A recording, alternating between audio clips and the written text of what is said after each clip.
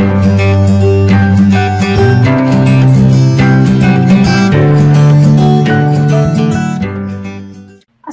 warahmatullahi wabarakatuh. Halo semuanya, selamat pagi. Bagaimana kabarnya hari ini? Semoga selalu dalam keadaan sehat ya.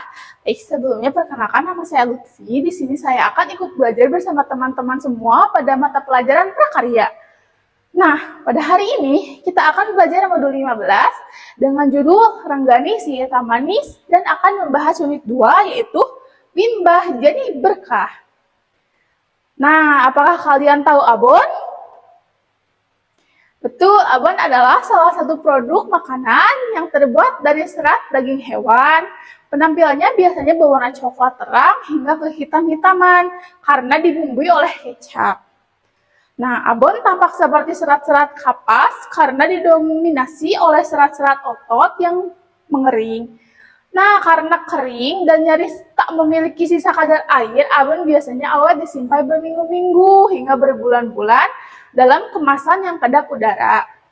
Nah, di sini kita akan belajar bagaimana teknik pengolahan hasil samping perikanan, tahapan, dan prosedur pembuatan duri ikan abon. Nah, yang pertama ada teknik pengolahan bahan hasil samping menjadi pangan. 1. Teknik pengolahan bahan hasil samping menjadi produk hasil pangan perikanan. Pada kesempatan kali ini kita akan membahas abon dan bahan samping yang digunakan berupa duri ikan bandeng diolah menjadi abon dari tulang bandeng. Nah, bagaimana sih cara merubah dari duri tulang ikan bandeng yang tidak bermanfaat menjadi abon sebagai inovasi? Abon dari tulang ikan bandeng sendiri dikonsumsi dalam bentuk camilan. Abon yang berasal dari duri ikan bandeng mengandung kalsium yang sangat tinggi dan baik untuk pertumbuhan tulang. Nah, abon duri bandeng terasa gurih, tidak kalah dengan abon yang terbuat dari daging. Nah, proses pembuatan abon tulang duri bandeng memakan waktu agak lama karena diawali dengan perubahan perebusan duri tulang ikan bandeng sampai lunak dengan menggunakan presto.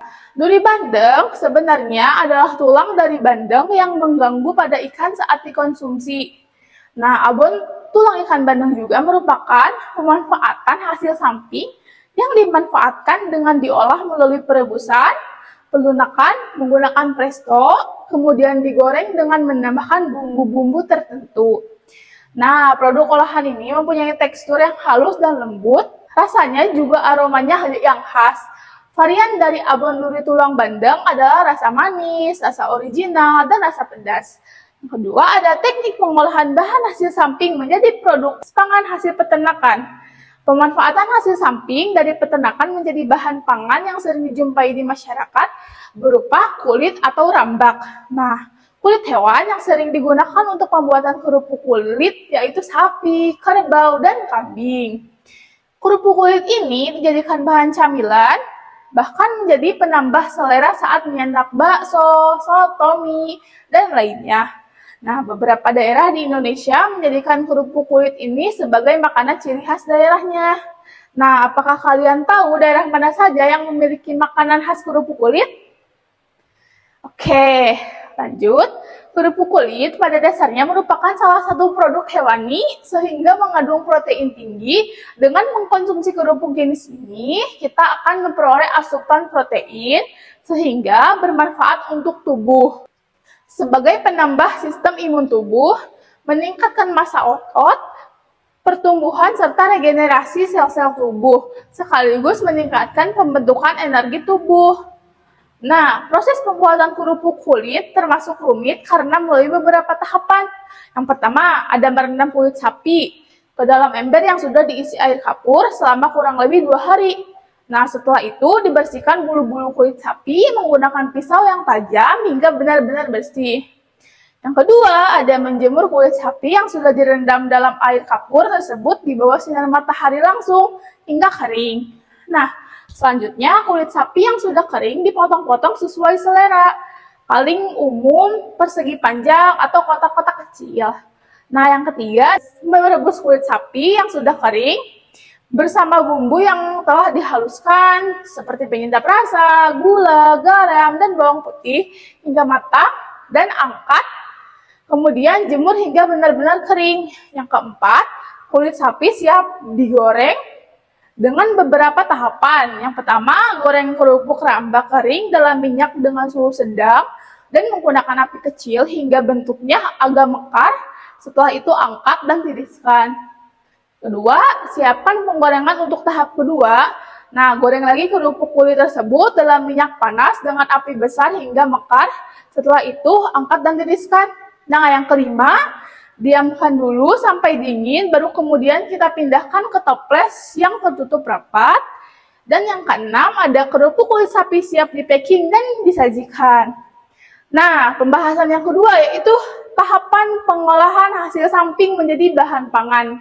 Nah, proses pengolahan duri ikan bandeng untuk pembuatan abon duri ikan bandeng dimulai dengan pencabutan duri ikan bandeng, lalu dilanjutkan dengan pengolahan duri ikan bandeng menjadi abon. Nah, pada tubuh ikan bandeng terdapat banyak duri, baik duri besar maupun duri halus. Nah, duri-duri ini harus benar-benar disingkirkan, terutama jika membuat bandeng bakar utuh, filet bandeng goreng tepung, nugget bandeng, atau sate bandeng khas Banten. Nah, adapun cara menghilangkan duri ikan bandeng, yaitu pertama, bersihkan sirip dan sisiknya. Membersihkan sirip dengan cara menggunting bagian sirip pada ikan, dilanjutkan dengan membersihkan sisik bandeng. Nah, karena kalau dilakukan nanti setelah duri tercabut, sisik akan jauh lebih sulit untuk dibersihkan, sehingga berakibat daging ikan bandeng pun jadi rawan rusak. Nah, untuk membersihkan sisik, gunakan pisau yang cukup tajam, kemudian gosok searah dari ekor kepala, lalu berulang-ulang sampai kedua sisi ikan bandeng bersih dari sisik. Yang kedua, membelah ikan bandeng. Setelah bersih dari sisik, ikan bandeng dibelah secara melebar dan tidak putus seperti kupu-kupu.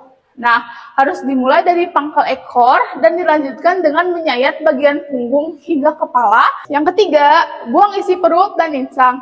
Maka setelah berhasil terbelah, buanglah isi ikan perut bandeng serta kotorannya dan insangnya, kemudian cuci ikan bandeng dengan air mengalir kecil untuk membersihkan sisa-sisa darah atau lendir yang masih melekat. Pencuciannya sampai bersih akan mempermudah dalam melakukan pengambilan duri pada ikan bandeng. Yang keempat, proses menghilangkan duri pada ikan bandeng dimulai dari tulang belakangnya yang terletak di bagian dekat kepala. Pada tulang punggung sudah ada menempel sekitar 42 duri ikan bandeng. Patahkan ujung tulang belakang yang terletak pada bagian dekat kepala, kemudian tarik tulang belakang tersebut ke arah ekor, serta menarik tulang punggung. Tekan daging ikan dengan tangan agar tidak ikut terangkat. Nah, yang kelima, ada cabut sisa-sisa duri ikan dengan menggunakan pinset. Nah, duri-duri besar ikan bandeng sudah terangkat dan terbuang bersama tulang belakang. Sisanya tinggal duri-duri halus saja. Namun, jumlah duri halus ini masih cukup banyak, sekitar 40 pasang. Saling berpisah dan menempel pada daging ikan. Jadi, untuk menghilangkan duri-duri halus tersebut, harus menggunakan alat bantu seperti pinset. Nah, ke-40 pasang duri ini terletak di bagian perut sebanyak 16 pasang, dekat kepala sebanyak 12 pasang, dan di dekat ekor 12 pasang. Nah, cabuti duri satu persatu menggunakan pinset. Setelah duri tersebut dibagi menjadi 3 bagian, bagian tersebut dicabut, tetap peraba kembali daging ikan bandeng untuk memastikan tidak ada duri yang tertinggal. Nah, kalian bisa melihat resep pembuatan abonnya di sini. Nah, sekian materi dari modul 15 unit 2. Saya ucapkan terima kasih. Sampai ketemu di pertemuan berikutnya. Dadah! Kunjungi sosial media lainnya seperti website kami di pkbmalkata.com, Facebook PKB Malkata Mananjaya, Instagram PKB Malkata _official. Dan terima kasih telah klik video ini. Jangan lupa like, comment, share, dan subscribe untuk menunjukkan dukungan kamu terhadap channel ini. Enjoy the video, PKB Malkata.